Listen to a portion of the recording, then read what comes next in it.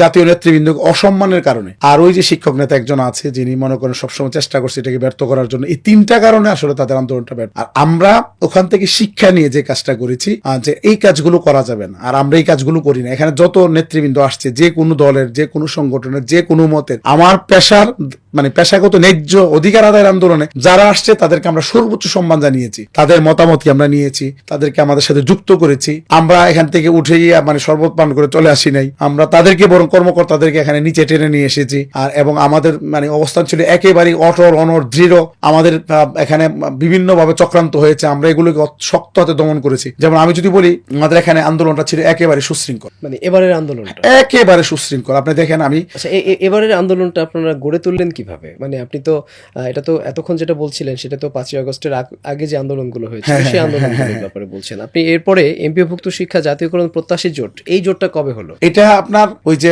আপনার আমাদের 23 সালের যে আন্দোলনটা হলো এই ব্যানারে ছিল। আপনার 23 সালের যে আন্দোলনটা এই ব্যানারে ছিল, এই নামেই ছিল। আচ্ছা, ও জোটটা আরো আগে হয়েছে, কিন্তু ওইটা সফলতা ছিল না। পরে যখন আপনার এই সরকার যখন আপনার ফর্ম করে, 23 সাল থেকে এখনো পর্যন্ত এই জোটের কোনো কার্যনির্বাহী কমিটি হয় নাই। হ্যাঁ, আমাদের মানে আহ্বায়ক কমিটিতে আমরা পরিচালনা করি। এখনো আহ্বায়ক কমিটিতে এটা তো আছে। একটা জোট, এর অধীনে আপনার সংগঠন আছে, 6টা সংগঠন আছে।